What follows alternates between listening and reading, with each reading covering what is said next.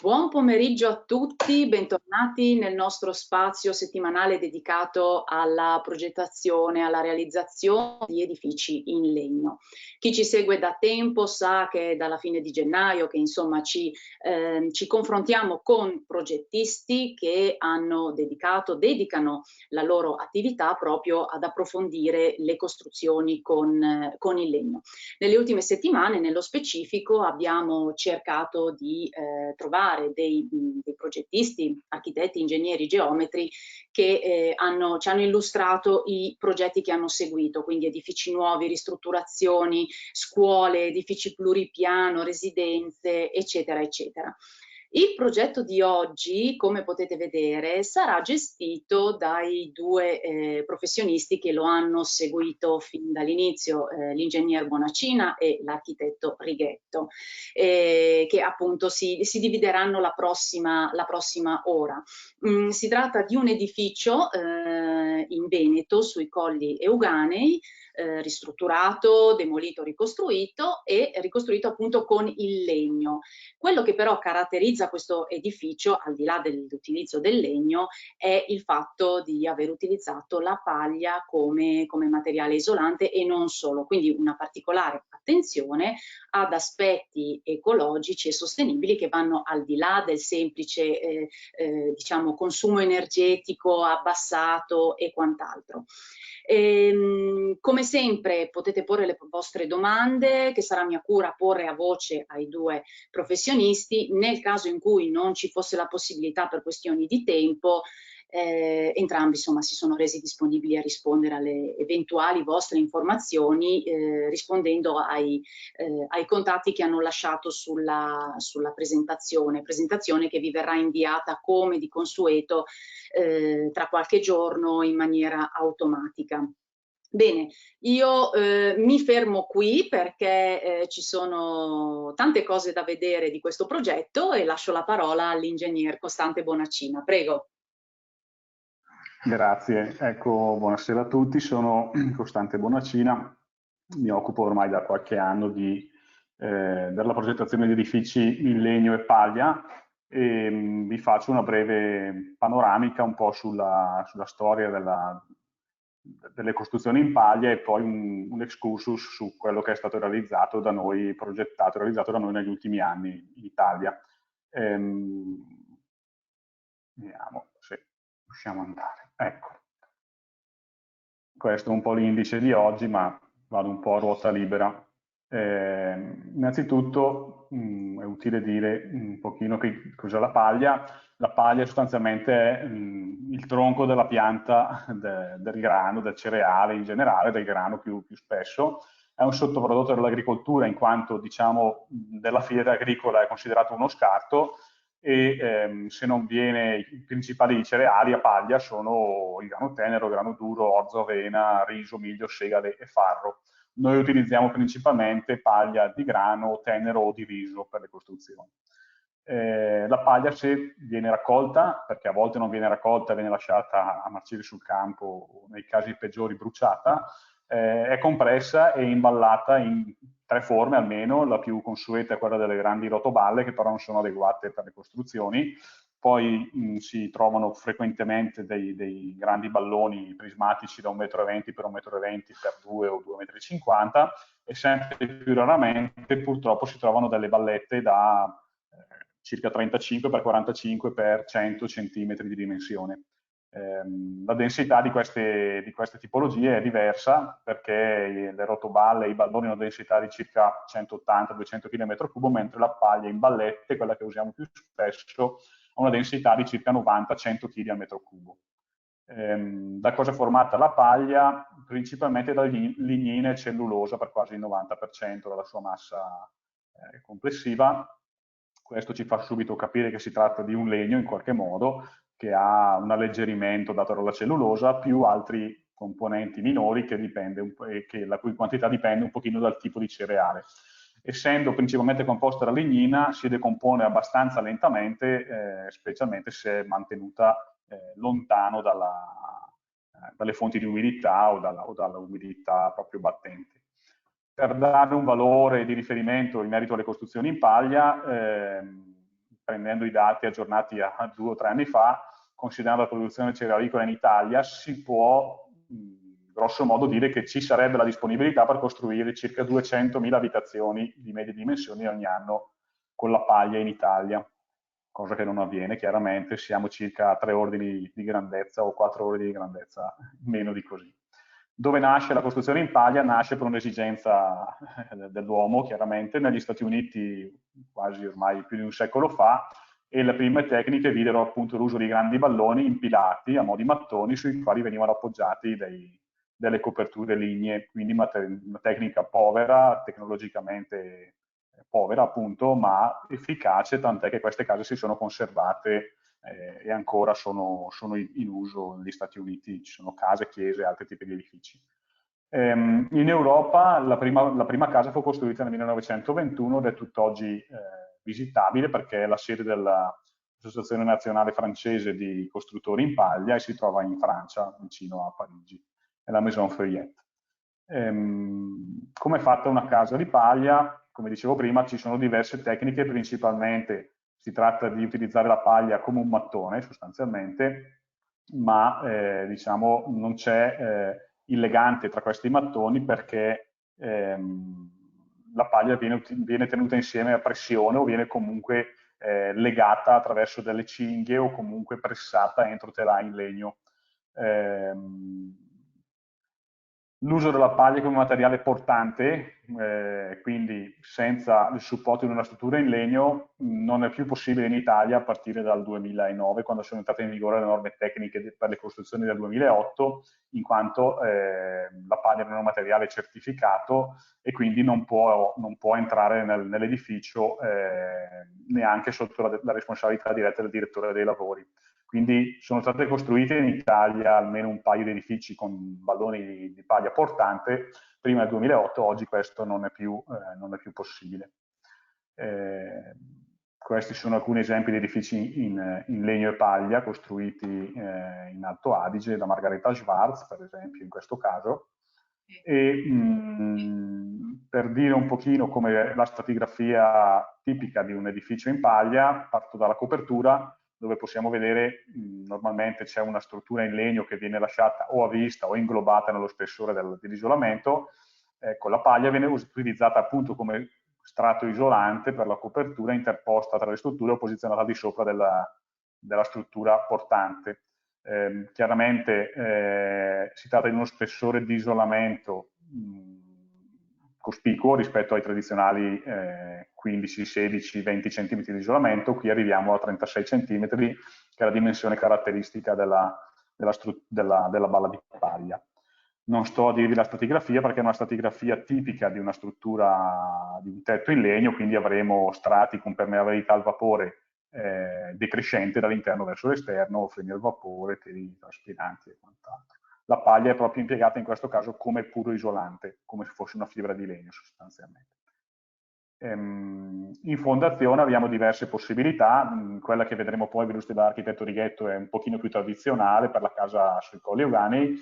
C'è anche una possibilità invece di utilizzare dei gabbioni riempiti con ghiaia o con ghiaia di vetro cellulare che vengono utilizzati come diciamo dei terreni consolidati sui quali si vanno a posizionare poi delle radici di legno duro che vengono messe sotto il piano campagna in condizioni però di drenaggio garantito dagli strati granulari che le stanno attorno e con dei sistemi di scarico delle eventuali acque residue verso l'esterno.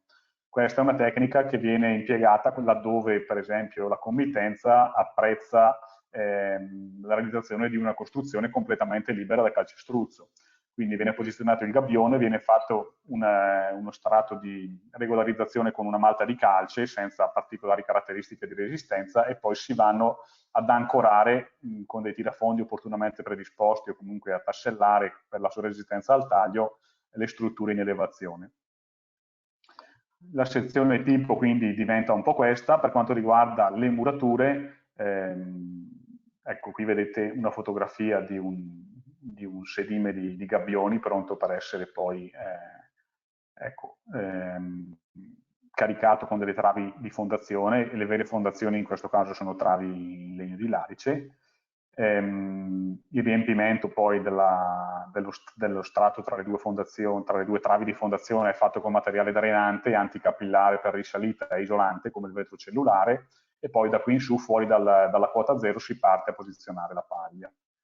La struttura in elevazione, dove è arrivato prima, è normalmente una struttura in legno a telaio, e quindi travi e pilastri, oppure in altri casi una struttura di tipo platform frame, quindi montanti a passo cadenzato, regolare, di circa 80-90 cm, entro i quali viene interposta la paglia, con delle tecniche molto semplici di pressatura in opera, quindi vengono messi dei fittoni che servono a creare un telaio di parete per garantire anche alla parete in paglia un minimo di resistenza contro le azioni del vento e le azioni sismiche, quindi fuori dal piano, e durante la posa delle balle di paglia viene anche posizionata normalmente l'impiantistica, quella diciamo principale, quindi scarichi ed esalazioni che possono essere agevolmente posizionati. Ogni 3 corsi in verticale, vedo se ho una fotografia, queste sono altre foto di riempimenti di coperture in paglia. Ecco, nella parte sinistra, circa ogni 3 corsi di balle di paglia viene effettuata una fresatura e viene posizionato diciamo un piccolo trave in legno che viene, tramite un contrasto provvisorio, pressato verso il basso in modo tale da garantire una riduzione di circa il 10%, tra il 5 e il 10% dell'altezza, che corrisponde a un incremento di circa il 10% della massa, e questo consente di non ridurre troppo diciamo, il potere isolante termico del materiale, ma allo stesso tempo di conferire una maggiore solidità alla parete. Ingegnere, posso interromperla un attimo, perché sono arrivate un paio di domande. La prima riguarda le fondazioni. Una persona vorrebbe conoscere lo spessore di granulato di vetro cellulare a lato fondazione. Il granulato di vetro cellulare ha una pezzatura che va, se non ricordo male, tra i 30 e gli 80 mm, quindi è una ghiaia 30-80. Sì. 30-80.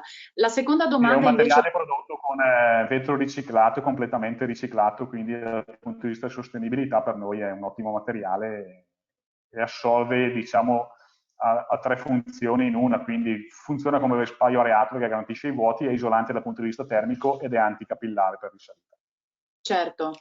E la seconda domanda invece riguarda gli impianti elettrici sotto traccia, chiedono come vengono trattati per questioni antincendio. Non so se magari è una domanda a cui vuole rispondere dopo, più avanti. No, posso rispondere.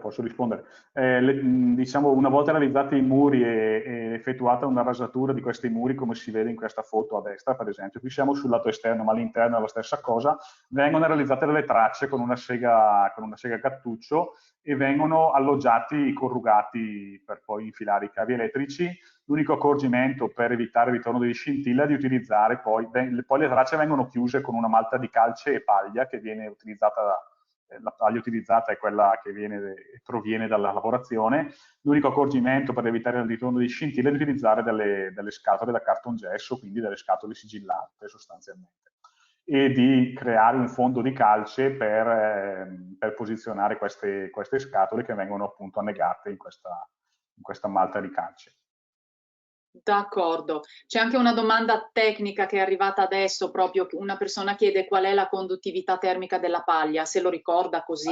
L'ultima parte della mia presentazione riguarda la ricerca e sviluppo che abbiamo fatto proprio sulla stratigrafia tipica, e quindi ve lo vado a dire dopo, preferisco tenere il dato che è proprio trattato in modo più esteso alla fine della presentazione. Va bene. Un'ultimissima cosa prima di lasciarla proseguire. Una persona chiede se l'attacco a terra della struttura, risolto nel modo che lei ha fatto vedere, non rischia di creare problemi di risalita di umidità. Allora, diciamo che questa è la modalità un po' più audace di attacco a terra della struttura in legno e paglia. Il tema della risalita ce lo siamo chiaramente posti e viene, diciamo, risolto dal nostro punto di vista appunto posizionando solo materiale granulare attorno alle strutture in legno che rimangono sotto al piano campagna e posizionando su quella regolarizzazione in calce un telo anti-risalita. Per chi non sa, laddove ci fossero condizioni dal punto di vista geologico o di presenza di acque subsuperficiali che sconsigliassero questo tipo di soluzione, si utilizza un'altra soluzione più semplice che poi sarà quella che vi mostrerà l'architetto Righetto nella sua presentazione, quindi con le travi in calcestruzzo, insomma un po' più tradizionale. D'accordo, grazie, la lascio proseguire. Sì, stavo completando un pochino le stratigrafia tipica della muratura in paglia. Chiaramente l'intonaco da utilizzare quando si va a rivestire con intonaco, e si va normalmente a rivestire con intonaco intonacando direttamente la paglia, che ha un buon aggrappo proprio quando viene sfalciata, perché presenta una superficie molto scabra, idonea a ricevere l'intonaco. Deve essere un intonaco che abbia un'elevata permeabilità al vapore, quindi tipicamente un intonaco di calce con additivi inerti che tendenzialmente possono un pochino alleggerirlo, quindi tipicamente lolla di riso, canapa o altri inerti vegetali, che sono poco sensibili all'umidità. Proseguendo, vi mostro qualche esempio di edificio terminato. Non sono tutti nostri, sono edifici realizzati in tutto il mondo. Un altro materiale utilizzabile, utilizzato per gli intonaci, specialmente lato interno, è l'argilla o la terra cruda, che dove possibile può essere addirittura prelevata dallo scavo, e se c'è un tenore di argilla idoneo, setacciata e reimpiegata dopo molazzatura e impastazione con acqua. Oppure si può provvedere a procurarsi argilla, ci sono diversi produttori che la vendono, la forniscono, e è un materiale che ha una bassissima permeabilità al vapore, impermeabilità al vapore, quindi è molto permeabile al vapore, e è in grado di idroregolare in qualche modo anche l'umidità dell'ambiente, quindi ha delle funzioni interessanti dal punto di vista termigrometrico. Trasmittanze indicative che poi vado a specificarvi meglio. Per il sistema balloni queste sono delle U-wall, quindi delle resistenze, in qualche modo l'inverso di resistenze, quindi sono la trasmittanza della parete, sono molto basse, siamo dell'ordine di 0,05 watt metro quadro Kelvin per i sistemi a balloni, quindi con muri da 1,20 m, quali quelli che vedete in foto. Sistema a balletti, quindi con spessori ridotti, siamo intorno a 0,10-0,12 watt metro quadro Kelvin per la parete. Sistemi ibridi che oggi non trattiamo, come terrapaglia e altri tipi di sistemi, possono andare tra 0,05 e 0,15 watt metro quadro Kelvin. Una panoramica veloce: questo è uno dei 2 edifici realizzati con balloni di paglia autoportanti in Italia, ed è un agriturismo, si chiama Casa Fliri e sta in Val Venosta, ed è un edificio di 4 piani realizzato con degli angoloni di paglia sui quali sono impostati i solai e la copertura, quindi non ci sono strutture verticali in legno. Questo invece è un edificio, visto che poi tratteremo il tema delle certificazioni, che in Germania fu certificato Golden House nel 2011, è un edificio passivo sostanzialmente, che ha una stufa come tampone. C'è poi il tema della prefabbricazione, che rende vantaggioso l'impiego appunto di telai in legno e paglia, perché possono essere facilmente sollevati, sono leggeri, consentono sopralzi in modo più agevole. E un ultimo esempio che volevo mostrarvi prima del prossimo argomento è quello relativo alla possibilità di realizzare anche edifici pluripiano. Questo è un edificio di edilizia popolare realizzato in Francia, dove c'è una struttura in Islam al quale è stata sovrapposta, diciamo, una cassettonatura fatta di telai in legno riempiti di paglia, e che è stata poi rivestita a sua volta con una specie di facciata ventilata rivestita in tegole di laterizio. Beh, lo spessore deve essere notevole in questo caso, lo spessore deve essere... Dipende dal grado di isolamento che si vuole ottenere, però ha senso, se non ci sono particolari limitazioni, impiegare la balla di paglia così com'è, senza tagliarla o senza affettarla, Certo. quindi 36 cm, questo è lo spessore dell'isolante.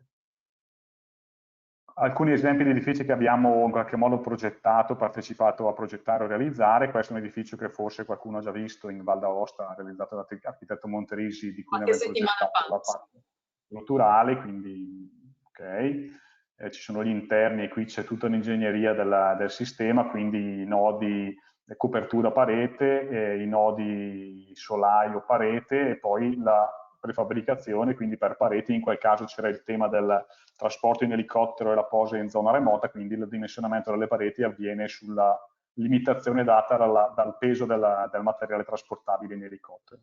Questo è un altro edificio realizzato a Vicenza sul progetto dell'architetto Jimmy Pianezzola, realizzato appunto con tecnica telaio e riempimento in ballette di paglia, successivamente intonacata, con degli interni, diciamo, gradevoli, con dei pannelli di legno multistrato lasciati a vista, Ecco, questo è un altro edificio in provincia di Bergamo, sempre con la stessa tecnica, dove invece che intonacare alcune porzioni sono state semplicemente sporcate con un arriccio di calce e poi messo un telo impermeabile rivestito in doghe di larice. Questa è un'altra possibilità.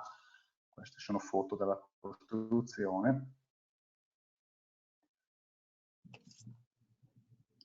Ecco, qui si vede la porzione dove è stato poi rivestito in larice, quindi vengono annegati dei magatelli nella calce e poi viene effettuata la posa delle doghe. Qui un pochino un esempio tipico dall'idea all'ingegneria e alla realizzazione, un'altra casa in paglia con elementi di parete prefabbricati e posizionati in opera in modo facile e veloce.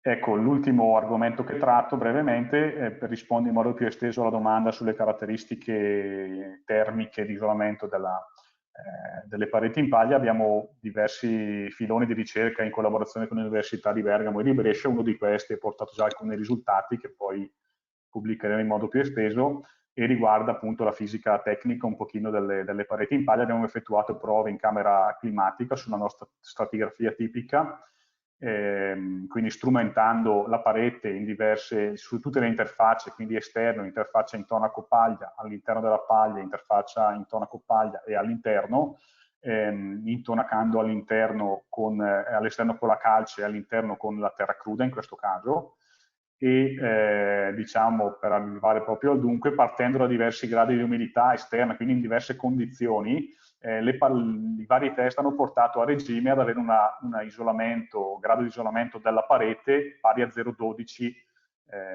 per la parete da 36 cm più 3 di calce e 3 di argilla. Conoscendo poi le caratteristiche dei materiali calce e argilla, ci siamo potuti ricavare diciamo, un valore di conduttività termica della paglia che conferma un pochino quello che c'è già in letteratura e si aggira attorno allo 0,045 watt su metro Kelvin per questo tipo di parete, ma in generale per la paglia. Abbiamo pure verificato diciamo, il tema della condensa interstiziali e i test di laboratorio, che sono quelli di destra, ci confermano che diciamo, siamo un pochino al limite, ma non c'è mai la formazione di condensa interstiziale, quindi anche dal punto di vista igrometrico in qualche modo la stratigrafia è positiva. Io spero di essere stato nei tempi e avrei concluso. Benissimo, grazie ingegnere. Nel frattempo però sono arrivate alcune domande, io l'ho lasciata parlare per chiudere chiaramente i ragionamenti. Una persona si poneva la questione relativamente alla fondazione, al tipo di fondazione che ha fatto vedere, com'è dal punto di vista sismico, com'è assicurata la resistenza della struttura, che risposta sismica ha quel tipo di sistema di fondazione?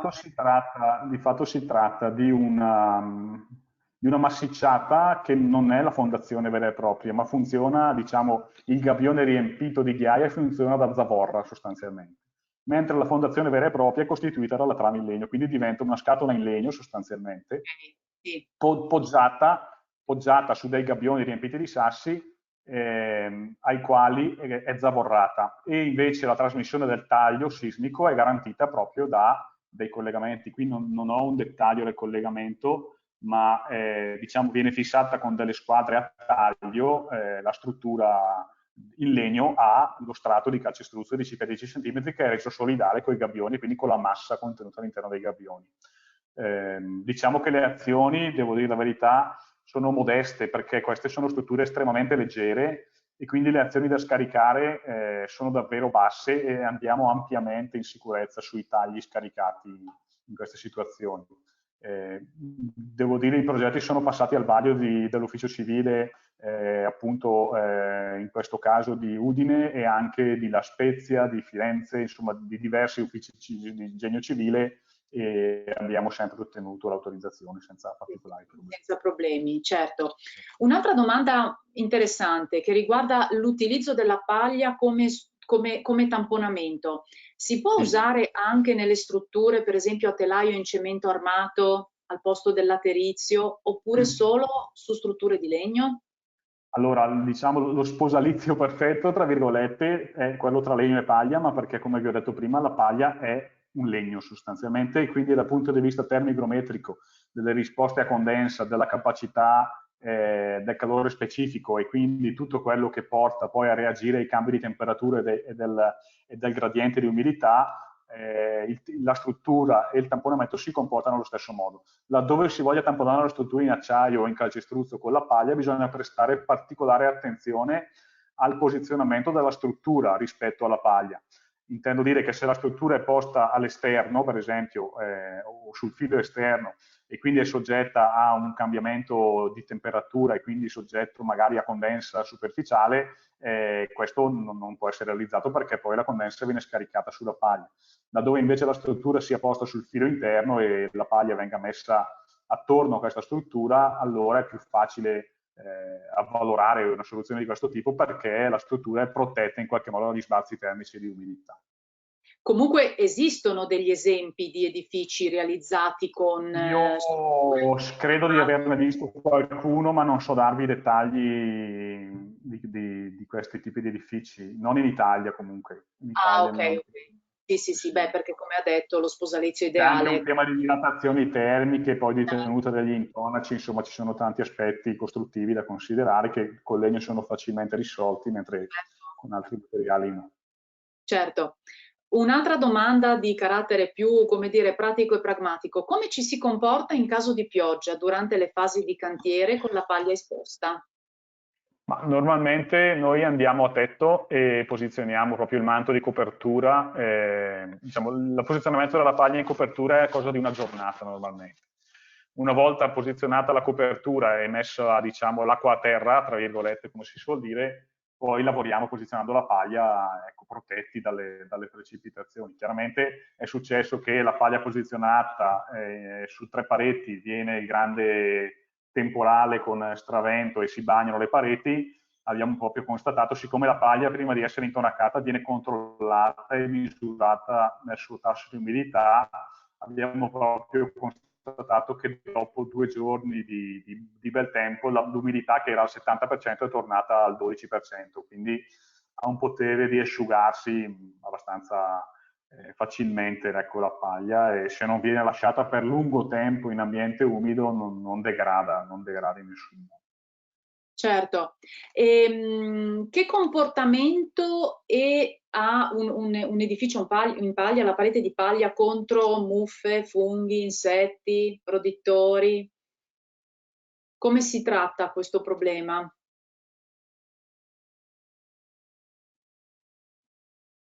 C'è forse un problema di connessione? Ci sente, ingegnere?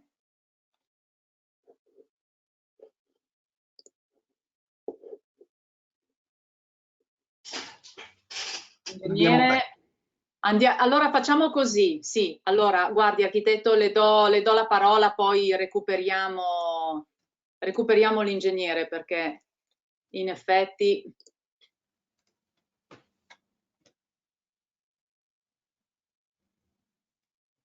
Adesso un attimo ed arriva, perfetto. Ci siamo, bene. Siamo. Beh, buonasera o buongiorno a tutti a seconda di cosa auspicate. Allora, niente, sono Massimo Righetto, da ormai diversi anni io mi occupo insieme al mio studio di progetti nell'ambito di quella che può essere una sostenibilità in architettura, e da molto tempo ci siamo avvicinati all'ambito progettuale, se così possiamo anche dire, Casa Clima, ma non solo, anche a livello INBAR, quindi Istituto Nazionale di Bioarchitettura, e cerchiamo di coniugare sempre i progetti che sforniamo dal nostro studio in quest'ottica qui di sostenibilità a 360 gradi. Ecco, io curerò in questa parte proprio nello specifico il progetto di questo edificio che in realtà è la casa di 2 giovani ragazzi che hanno deciso non solo di portarci lì la loro famiglia, ma anche di aprire all'interno di questo contesto la loro azienda agricola. E questo già dice molto su chi sono i committenti e quindi la loro natura, se vogliamo. Ecco, vorrei anche fare una precisazione. Non mi dilungherò molto su alcuni aspetti legati a, che ne so, forme piuttosto che funzioni che sono state inserite all'interno di, non perché questi siano assolutamente immaginari, anzi, ma quanto perché abbiamo ritenuto di dover così soffermarsi sulla tipicità di questo intervento, che è dato fondamentalmente, uno, dalla tecnologia costruttiva che è stata adottata, quindi una costruzione in legno paglia, due, la peculiarità di essere anche un edificio che è in corso di certificazione secondo il protocollo Casa Clima. Allora, intanto l'ingegnere è tornato. Ingegnere, siamo andati avanti, recupereremo dopo alla fine, va bene, le domande. In ogni caso aveva chiuso la sua parte, per cui entriamo nel merito del progetto, sì. Bene, come vi accennavo, come ogni progetto nasce sempre da un'interazione tra il progettista e il committente, e molte volte a me capita di trovarmi con dei committenti che hanno le idee chiare, e questi avevano le idee chiare, tant'è vero che la loro idea di casa partiva da un assunto: la volevano assolutamente con questa tecnologia costruttiva, ovvero con la paglia. In secondo luogo, e questo è molto condivisibile, diciamo, il contesto nel quale poi loro andavano ad inserirsi.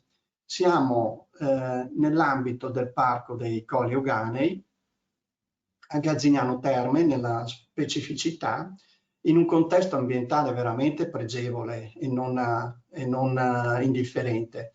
È una sorta di piccolo altopiano che si affaccia sui rilievi che insistono proprio su questa cittadina.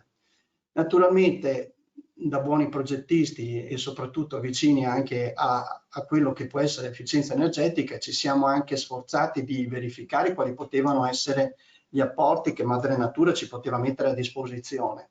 Ma diciamo che non solo questi hanno definito forma, inclinazione, aperture, dimensioni di questo edificio, ma per l'appunto, e questo è anche uno dei desiderata dei committenti, il contesto ambientale nel quale andavano ad inserirsi, e soprattutto i coni visuali che si potevano aprire lì dove andava ad insediarsi questo nuovo fabbricato, anzi questo fabbricato che nasceva dalla demolizione di un vecchio fabbricato, erano un elemento fondante non solo delle loro richieste ma anche del progetto, e poi ci si renderà conto anche del perché di questa cosa.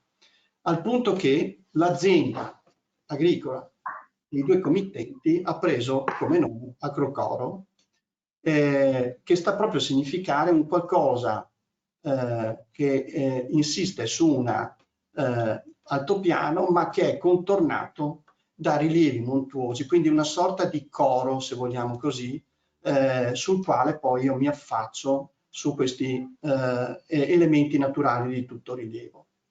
Non mi soffermo molto sul progetto strutturale, perché è una semplicissima struttura a telaio in legno, quindi con pilastri, travi, solai e poi a finire la parte lignea del tetto, molto riscontrabile in situazioni analoghe per quanto riguarda invece un edificio esclusivamente in legno. Mentre invece vorrei perdere 2 minuti per raccontarvi di questa scelta, non so se consapevole o meno, dei committenti, di certificare poi l'edificio secondo il protocollo Casa Clima. Casa Clima è ente pubblico, quindi è una certificazione rilasciata da un ente pubblico che, ed è quello che a noi affascina sempre nel condividere questa filosofia, parte appunto dall'assunto che l'energia più economica, sostenibile e pulita che abbiamo a disposizione è quella che non consumiamo, prima ancora che preoccuparci di impianti di approvvigionamenti da fonti rinnovabili, dicendo cerchiamo semplicemente di fare involucri efficienti che ci portino a dei fabbisogni energetici decisamente ridotti. E nella fattispecie poi si è scelto anche di certificarlo tra i vari protocolli che l'Agenzia Casa Clima mette a disposizione, secondo il protocollo Casa Clima Nature, quindi un protocollo che non solo cura gli aspetti energetici dell'edificio, sia in termini di involucro che complessivamente, ma anche di tutti quegli aspetti che riguardano l'impatto ambientale dei materiali da costruzione, l'impatto idrico, la qualità dell'aria interna, la protezione dal gas radon. Apro e chiudo una parentesi, Colle Euganei, grande fonte di gas radon, quindi un problema da non sottovalutare. L'illuminazione naturale e il comfort acustico. Parametri che vengono verificati, monitorati, non solo attraverso appositi utilizzi di materiali, ma anche attraverso dei test strumentali non invasivi a fine cantiere.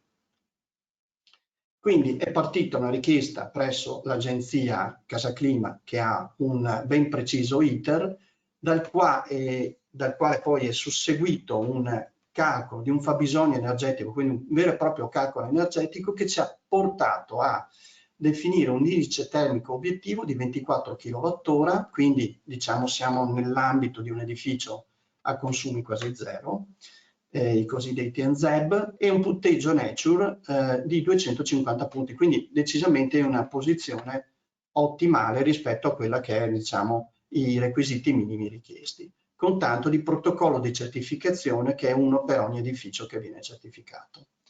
Ecco, queste che poi vedrete sono un po' gli esiti del progetto depositato all'agenzia. Ecco, e questi vanno un po' a descrivere quello che è il progetto energetico a monte di questo edificio. Questa è un po' la definizione di quelle che sono le superfici lorde e nette riscaldate, i volumi lordi e netti riscaldati, e giusto per fare due numeri, questo edificio all'incirca ha un volume riscaldato netto di 480 metri cubi, per passare poi a un volume lordo di 780, così come ha una superficie riscaldata netta di 176 metri quadrati per arrivare a una superficie riscaldata lorda di 230 metri quadrati circa. Uno degli elementi fondanti della certificazione Casa Clima, ma io dico anche della buona regola dell'arte e di una buona progettazione, è quella di ricercare nel progetto non solo la continuità dell'isolamento, ma anche la continuità della tenuta all'aria. E poi vedremo come questo aspetto sia fondamentale, che si evince non solo in pianta, ma anche e soprattutto nelle sezioni. E questo in tutte le sezioni. Tenete presente che l'elemento ricorrente in arancione riguarda quella che è la continuità dell'isolante, mentre l'elemento azzurro che voi vedete è la continuità, la ricerca della continuità della tenuta all'aria, con le difficoltà di superare tutti quelli che poi vedremo essere i nodi costruttivi del fabbricato. Ecco, questo naturalmente, come vi dicevo, in ogni sezione e in ogni pianta dell'edificio, quindi la ricerca per l'appunto di arrivare a definire quanto prima la continuità di questi. Si studia naturalmente le stratigrafie per arrivare a un determinato fabbisogno energetico, così come anche le superfici disperdenti. E giusto per darvi altri due dati, stiamo parlando di 310 metri quadrati di superfici disperdenti verticali e 240 orizzontali.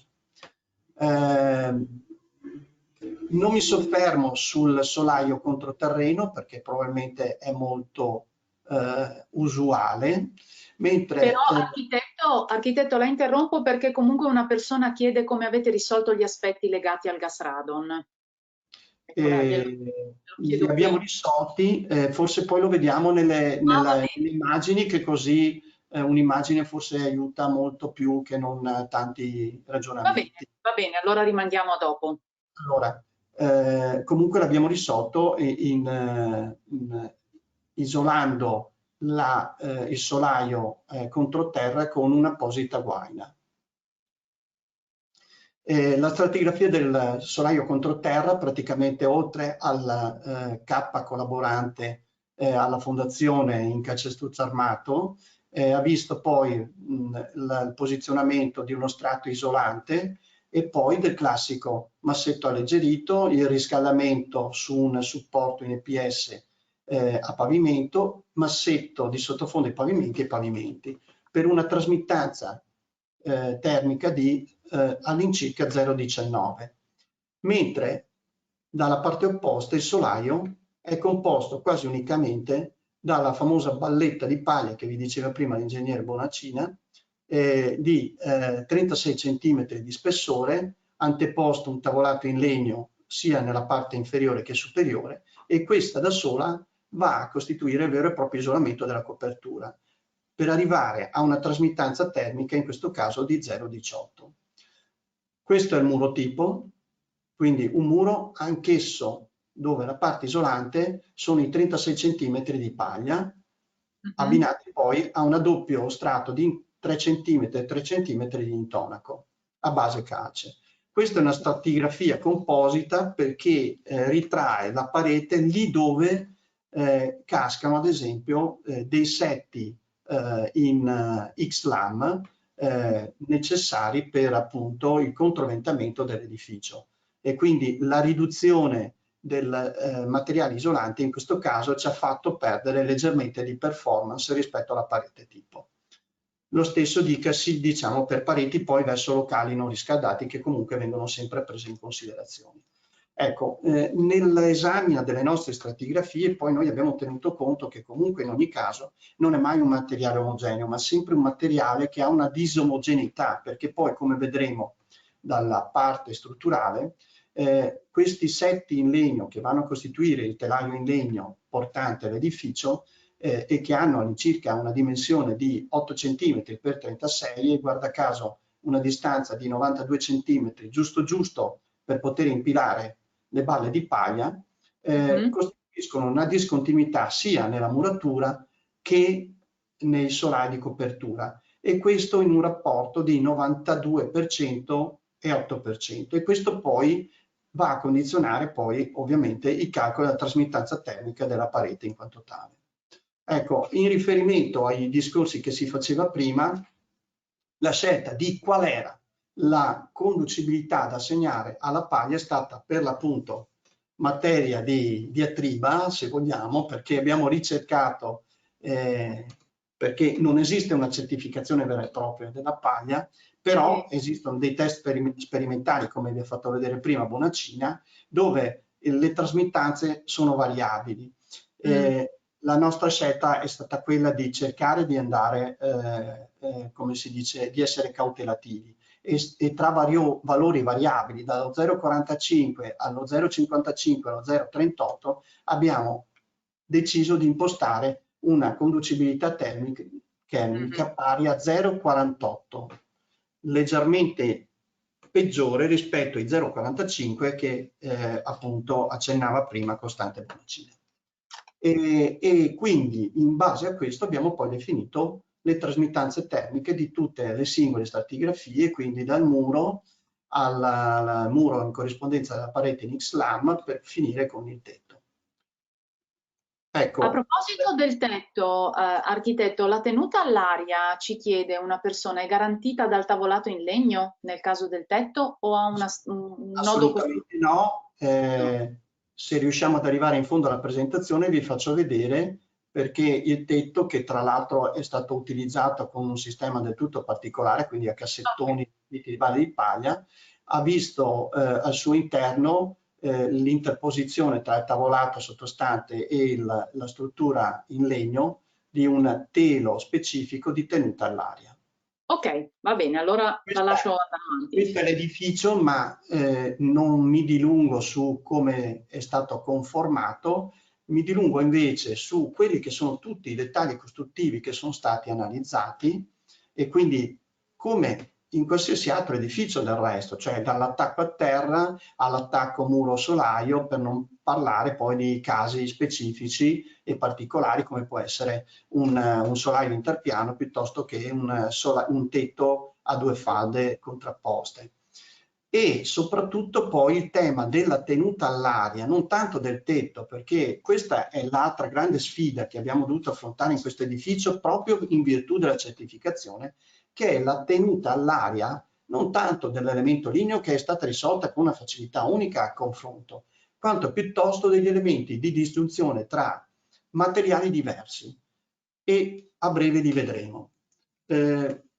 Descriviamo un paio di particolari giusto per farvi capire le logiche. Questo è l'attacco a terra, quindi in questo caso noi abbiamo optato per un classico struttura in cemento armato di fondazione con un cordolo di riato sopra il piano di calpestio dell'esterno per proteggere dall'umidità la struttura lignea portante e anche la paglia. E abbiamo utilizzato dei materiali sintetici per correggere il ponte termico dello zoccolo di fondazione. Questo è un po' il dettaglio costruttivo, questo invece è poi quello che è stato realmente realizzato. Quindi qui si vede il cordolo di rialzo, la platea di fondazione, qui si incomincia ad intravedere i setti in elevazione e posati su una radice in larice. Sì.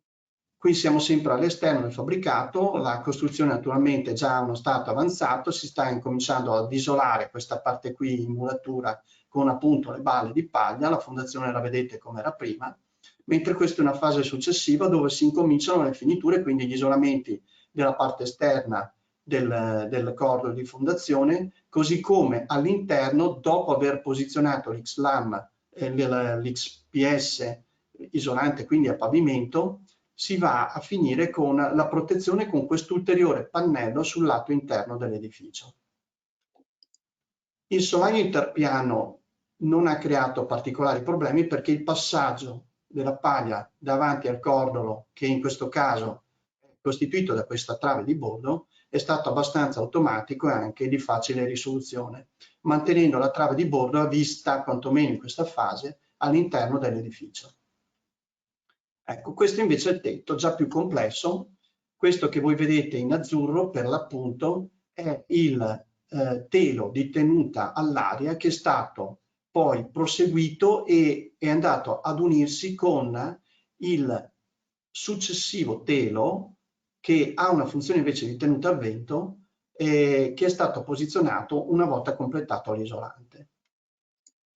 E queste sono le varie fasi esecutive. Qui lo intravedete, è già posizionato, è un'operazione abbastanza complessa perché è un po' al rovescio, cioè prima monto le travi portanti, poi monto il telo e poi monto il tavolato sottostante che mi fa da finitura interna, le balle di paglia a chiusura dell'isolante, dello strato isolante, il tamponamento con un tavolato grezzo, l'ulteriore telo, questo in realtà invece con funzioni di tenuta al vento, e si inizia a intravedere anche già la realizzazione della camera di ventilazione, eccola qua, con il classico listello e controllistello, sul quale poi è stata ancorata la lattoneria e poi il manto di copertura. Mentre questa è un'immagine che ritrae questo dettaglio qui, quindi a lattoneria realizzata, questo è l'aspetto che abbiamo della muratura che va a coprire praticamente questo cordolo nella parte alta dell'edificio. Sì.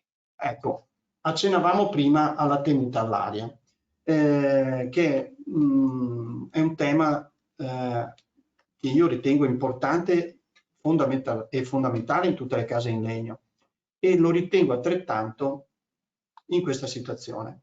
Ad esempio, qui ci troviamo nella situazione di muro in paglia realizzato, l'intonaco interno, il tavolato che sottostà al solaio di copertura.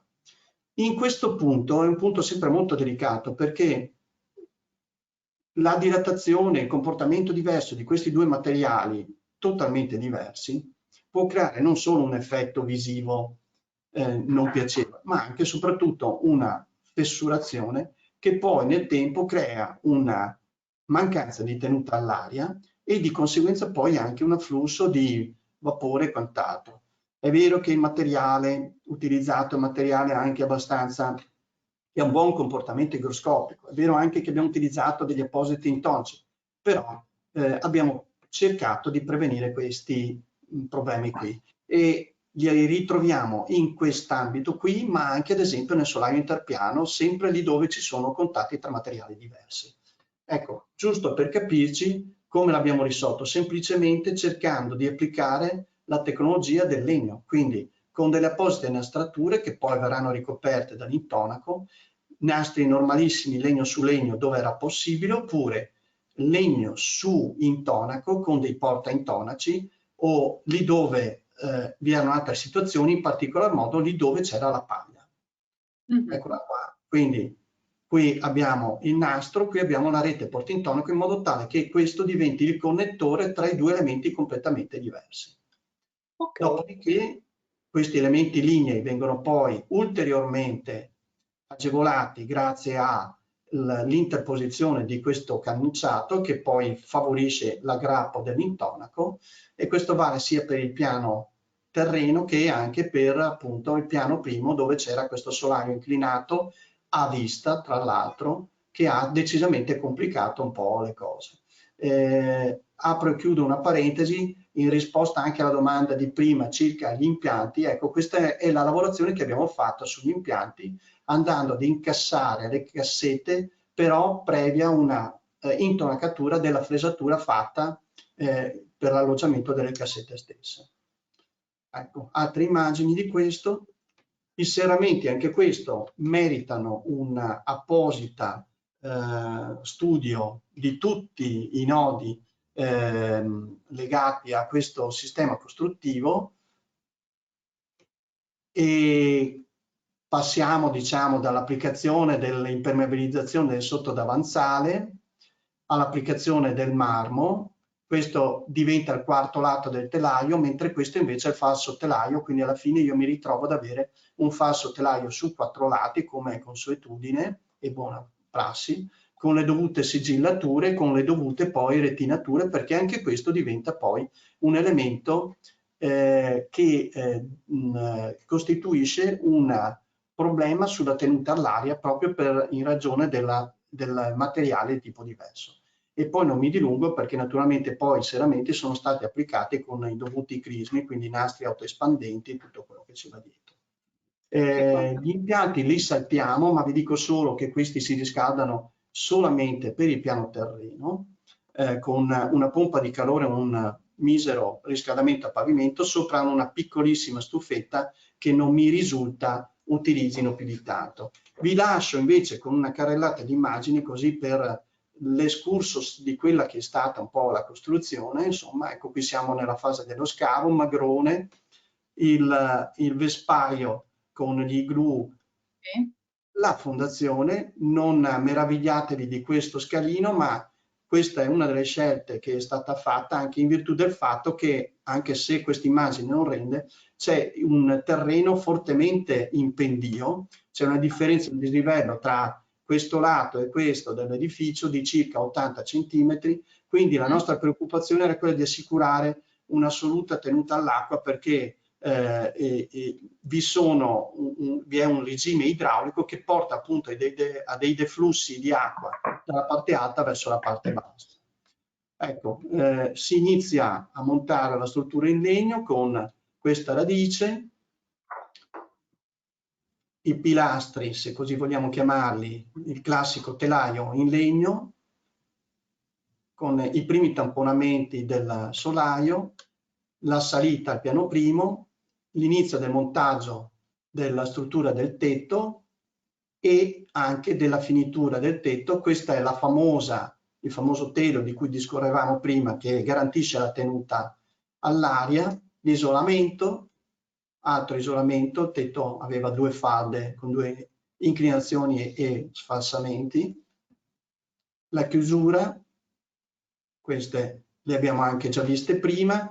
Ecco, questa è l'unione tra le due tra i due teli, il telo che mi garantisce la tenuta all'aria con quello che garantisce la tenuta al vento. Nastrature di tutti gli impianti che escono, risvolto di tutti i cordoli perimetrali. Questo è lo scheletro del fabbricato, pronto per ricevere poi e successivamente la paglia. E finalmente arriva la paglia in cantiere perché, per l'appunto, come vi diceva prima Costante, si arriva al tetto e poi si inizia a realizzare la vera e propria tamponatura con la paglia. Si parte sempre dal basso verso l'alto in modo tale da garantire una perfetta continuità, ma anche la possibilità, eccoli qui e li vedete, di poter proteggere le varie campiture che vengono man mano realizzate da eventuali agenti atmosferici che poi possono creare appunto dei... queste sono delle fasi di posa delle balle di paglia. Questo che voi vedete qui a fianco è il famoso inserto in legno che viene posizionato a previa frosatura sulle varie balle di paglia. Questo serve per mettere poi due martinetti in pressione opportunamente alloggiati che mi fanno comprimere la paglia verso il basso. Questo elemento poi viene fissato con delle viti, la balla di paglia rimane compressa e questo è un tavolato, diciamo, che viene utilizzato giusto nella fase, diciamo, di realizzazione della muratura e successivamente viene interposto gli ultimi corsi sempre con le stesse tecniche. Ecco, questa è una parete già quasi ultimata, anche questa. Qui siamo all'interno, come vedete la paglia è ancora allo stato grezzo se vogliamo. Questi sono gli attrezzi del mestiere, come vedete, che servono per facilitare l'inserimento degli ultimi corsi, così come i martelloni qui. Se mi posso questi sono i martinetti. Se mi posso permettere, dietro a un materiale così povero, così se vogliamo anche arcaico, vi è in realtà una specializzazione dell'impresa che deve realizzare questo edificio che è da startup. Quindi è interessante anche questo paradigma, se vogliamo. E questo è il muro quasi ultimato. Questa è la fase, dico io, della tosatura, perché poi la paglia viene rasata e portata a filo di quello che è il tamponamento o gli inserti in legno, in modo tale da arrivare nel breve a questa fase qui, che è la fase appunto dell'intonacatura, che è la fase più brutta perché si viene a perdere un po' il fascino di quell'immagine che abbiamo visto prima, che in realtà invece è particolarmente interessante. Ecco, mi soffermo su questo perché questo è l'isolamento a pavimento e questo invece che voi vedete in nero è il telo che abbiamo utilizzato e che va a congiungersi sulla guaina interna che contorna tutto l'interno dell'edificio e che va a farmi dalla protezione dal gas radon. Vi erano altri sistemi, però questo è uno dei più consolidati e sicuri. Ancora qui una fase, diciamo, prima delle intonacature, con reti rettini che vanno a sovrintendere, diciamo, la tenuta all'aria, la parte dell'impiantistica, cannucciati, pronti per le intonacature. Diciamo che l'intonaco, anche se interessante perché o a base calcio o a base argilla, però va poi a perdere un po', a far perdere il fascino dell'edificio. Questo è l'edificio ultimato e concludo, e qui si evince anche i ragionamenti che facevamo prima, cioè che una delle scelte è stata anche quella di assolutamente avvantaggiare le viste alle volte penalizzando magari qualche apporto solare, perché sicuramente sono viste che danno un ampio respiro e non solo, è anche una gradevolezza a quello che è invece l'intervento in quanto tale. Queste sono delle piccole e poche immagini degli esterni, perché è ancora un work in progress all'esterno, quindi ci siamo limitati a questo. Ecco. Va bene.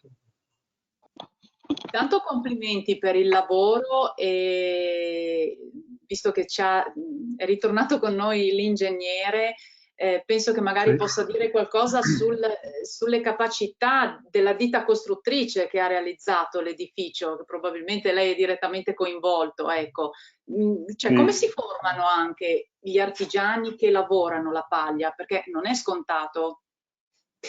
Sì, la nostra esperienza è quella appunto di una startup innovativa che nasce da me e da un amico e collega che sulle sollecitazioni di alcuni clienti ormai 5-6 anni fa, che dopo aver girato un pochino per vari professionisti e varie imprese, volendo costruire una casa in paglia, non trovavano una risposta, abbiamo pensato di andarci a formare noi e alcune delle maestranze che erano sostanzialmente piccole imprese edili tradizionali che avevano però uno spirito un pochino pionieristico.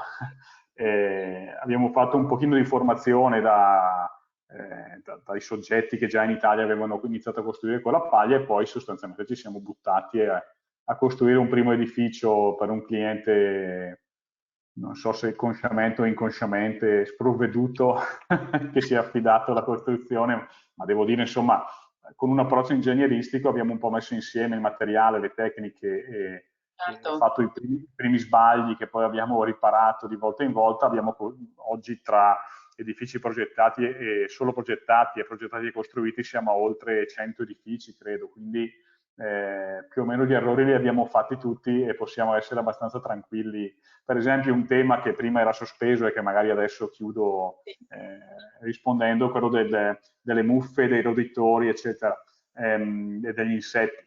Le muffe sono tenute lontane se sta lontana l'umidità, quindi semplicemente l'attacco a terra, laddove proprio non siamo in una zona favorevolissima o dove siamo più che sicuri, realizziamo un cordolo in cemento armato, ci portiamo a più 10, più 20 dal piano campagna e da lì partiamo con la paglia e per di più poi la proteggiamo con intonaci, rivestimenti, teli, insomma. L'importante è tenere lontana l'umidità. Per quanto riguarda invece la presenza di insetti, che pure riscontravamo nei primi edifici, ormai diciamo, è di prassi un trattamento di insufflazione di calce viva dentro le ballette di paglia, quindi viene un trattamento sanificante, igienizzante, se non altro perché la paglia comunque conserva una piccola percentuale di cereale anche dopo la mietitura, e il cereale è un cibo per gli insetti, per piccoli acari o acabi del grano, insomma ne abbiamo visti alcuni. Con questo trattamento a base di calce viva o di piretro, tramite un atomizzatore vengono insufflate tutte le ballette e il problema è sostanzialmente risolto. Per i roditori invece rimane un problema uguale a quello delle altre case, cioè se si lasciano dei varchi, dei posti dove si possono fare dei nidi, gli animaletti entrano, quindi anche qui però diciamo, una volta che si cura un po' l'intonacatura, l'attacco a terra, i varchi in copertura, eccetera, questo non è dissimile però da quanto avviene anche negli edifici in muratura, in pietra, antichi, insomma è sempre lo stesso problema, bisogna tenerli un po' lontani. D'accordo. Sono arrivate diverse domande ovviamente, prima poi c'è stato questo problema di connessione, avevamo un po' interrotto il dialogo, le faccio ancora un paio di domande ingegnere, dopo passiamo di nuovo al progetto, perché una persona chiedeva qualche considerazione riguardo i costi di costruzione, dal momento che lei ha anche parlato di un centinaio di edifici che ormai sono stati realizzati, al metro quadro per esempio, diciamo il problema del costo esce spesso nei nostri webinar. Il problema del costo è un vero problema, sì. La durabilità dei manufatti e l'obsolescenza, che cosa si può dire? Allora, riguardo, parto al contrario, sulla durabilità il tema è legato sostanzialmente alla protezione dall'umidità. Una volta che le strutture sia in legno che i tamponamenti in paglia sono al riparo dall'umidità, la durabilità è, insomma, gli edifici degli Stati Uniti, i primi che vi mostravo, alcuni sono delle chiese, altri edifici pubblici, sono dalla fine del 1800, sono lì che funzionano ancora, anche la Maison Feuillette era del 21, l'abbiamo visitata noi nel 2016-17, sono ancora in esercizio tranquillamente, quindi non ci sono particolari problemi di durabilità. Riguardo al costo invece, noi abbiamo realizzato sostanzialmente case unifamiliari e nella casa unifamiliare il costo metro quadro è un parametro che ritengo veramente poco significativo. Chiaramente devo darlo e dico che una casa come questa, che verrà classificata dal punto di vista come casa clima credo poi Massimo mi deve confortare in classe A, credo, Classe A. Ha un costo equivalente a una casa in laterizio più cappotto in EPS in classe A, quindi adesso non vorrei dire dei numeri che magari sono diversi dalle esperienze altrui, però si andrà dai 1.600 ai 1.500 ai 1.700 euro al metro. Poi se uno mette un pavimento da 150 euro aumenta di 100 euro il prezzo al metro, o i rubinetti d'oro o altre cose. Però ecco, diciamo che siamo allineati con i costi dell'edilizia convenzionale, tra virgolette, a parità di prestazioni.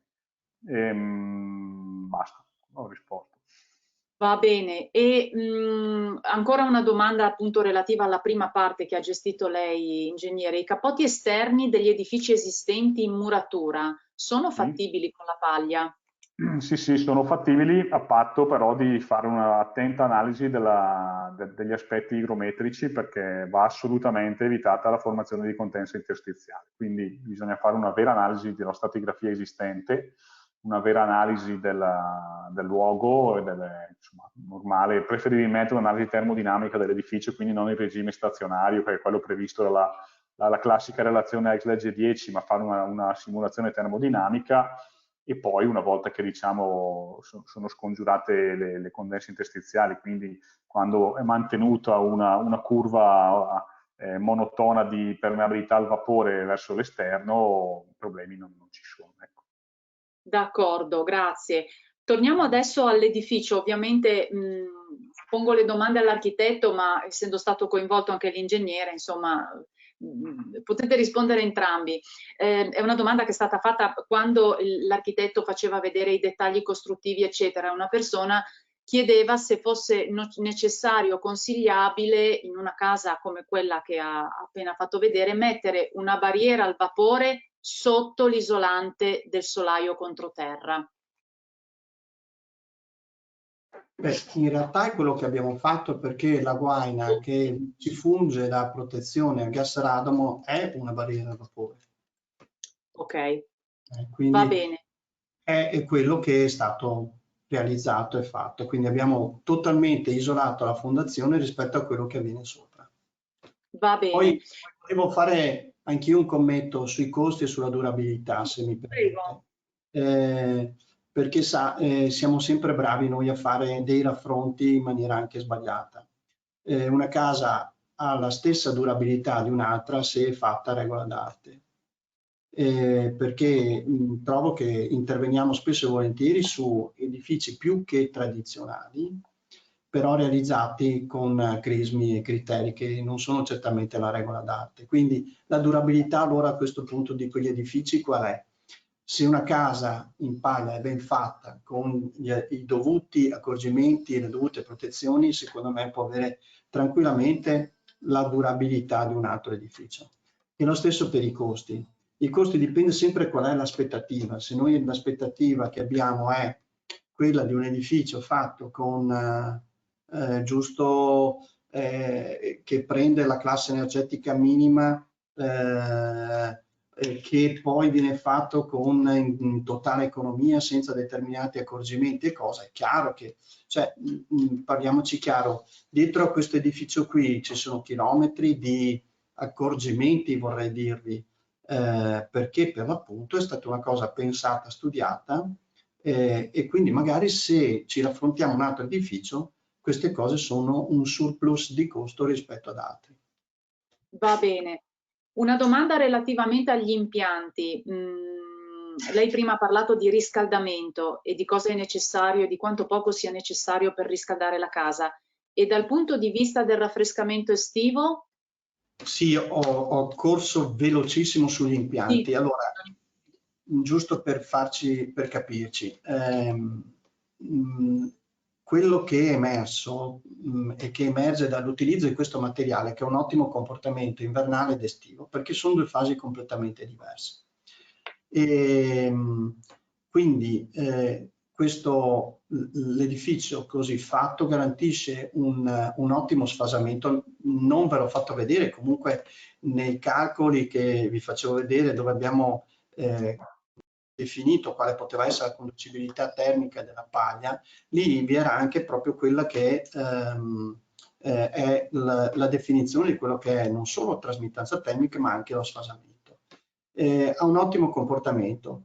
Cosa abbiamo pensato? Innanzitutto di prevedere comunque un sistema di riscaldamento in pompa di calore costituito da un radiante a pavimento che inizialmente doveva essere anche sia a piano terra che a piano primo, ma che poi su richiesta dei committenti abbiamo solo predisposto al piano primo e non posato. Mentre il sistema di raffrescamento è stato fatto con la predisposizione di semplici split, sempre collegati alla stessa pompa di calore, quindi non c'è nessuna caldaia a gas o cose di questo tipo. Gli split ad oggi non sono ancora stati installati e il microclima che si è creato all'interno è decisamente interessante e buono, tant'è che riescono a riscaldarsi con poco e a raffrescarsi con niente. Ok, quindi per il raffrescamento non si pone il problema di un impianto al momento. Allora, dobbiamo anche dirci questa cosa qua, che naturalmente il comfort abitativo è molto soggettivo. Certo. Sicuramente loro sono dei clienti un po' particolari, perché non è solo una questione del raffrescamento, è anche una questione legata alla deumidificazione.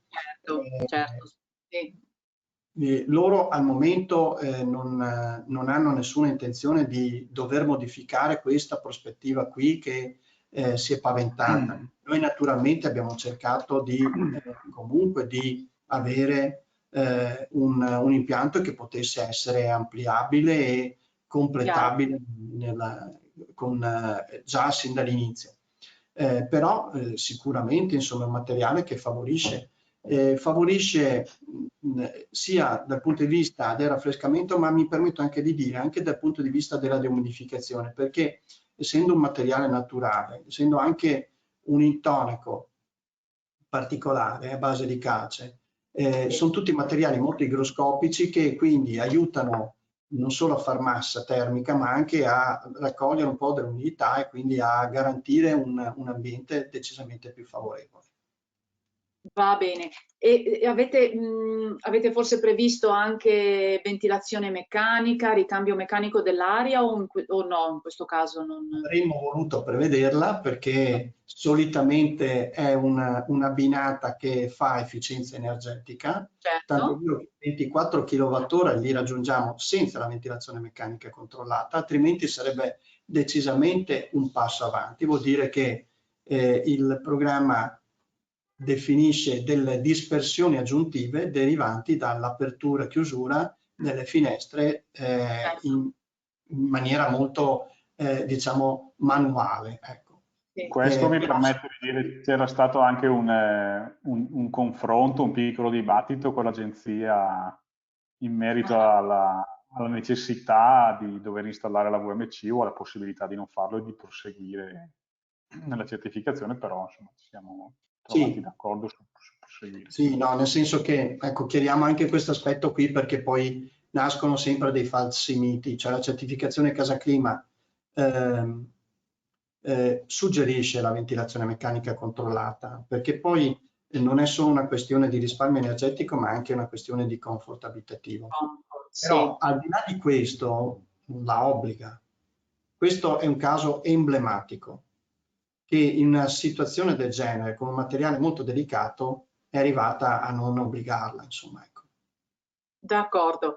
Ho ancora un paio di domande, secondo me anche abbastanza interessanti, che hanno posto, anche se siamo un po' in ritardo. Come viene gestita la protezione al fuoco, il rischio incendio in una casa di paglia? Ecco, tra le varie, pratica, ecco, sì. le varie attività di ricerca c'è anche questa, sarà un test prossimo sull'assistenza al fuoco. Comunque è già stato fatto, avrei voluto mostrare un video come sapevo, ma non abbiamo avuto il tempo. Diciamo che la paglia è un materiale che quando viene pressato e compresso contiene poco ossigeno al suo interno, quindi non è in grado di perpetrare l'incendio. Per di più, in questo caso, la paglia non è esposta in nessun caso a inneschi di fiamma ma è sempre protetta da uno strato di calce o di terra cruda.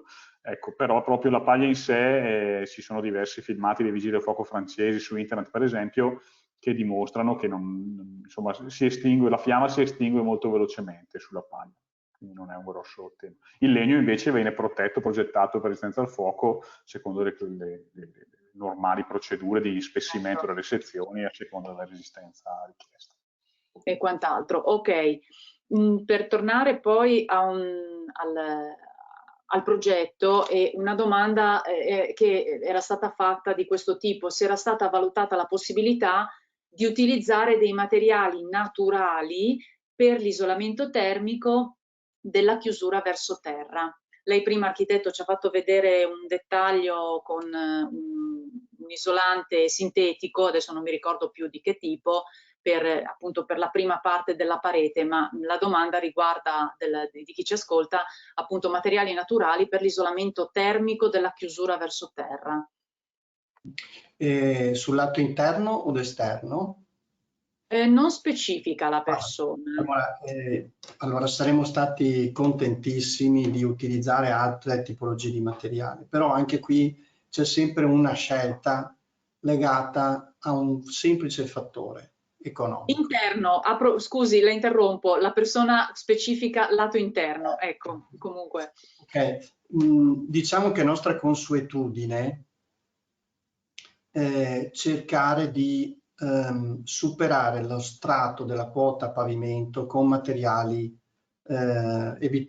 cercando materiali che abbiano un certo grado di protezione dall'umidità, perché è sempre, come si può dire, è sempre un po' delicato questo aspetto, ma anche in virtù per l'appunto di una scelta economica e in virtù del fatto che poi sopra siamo andati con un certo tipo di lavorazione, ad esempio massetti alleggeriti, massetti di sottofondo a pavimenti di tipo tradizionale. Tanto per farle un esempio, il solaio interpiano invece, che è stato costruito completamente a secco, in realtà è stato utilizzato solo materiale naturale.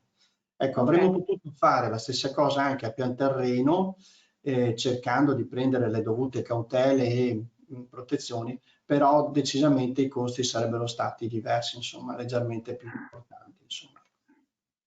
Va bene, d'accordo. Architetto, ingegnere, io vi ringrazio per essere stati con noi e per aver risposto praticamente a tutte le domande. Invito le persone che ci ascoltano, casomai insomma venisse fuori qualche altro dubbio, a contattarvi se hanno piacere tramite appunto i riferimenti che avete lasciato sulla presentazione. E io ringrazio chiaramente chi è stato con noi un po' oltre l'orario che avevamo previsto, ma è proprio poi parlando che vengono fuori le domande, una domanda richiama un'altra e così via, quindi è difficile e non è poi così importante.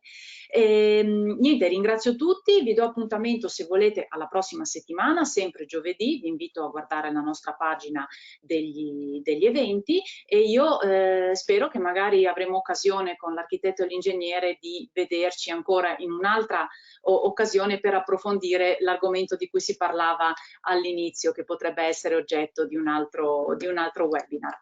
Ringrazio tutti e vi auguro una buona serata. A presto. Grazie, buonasera.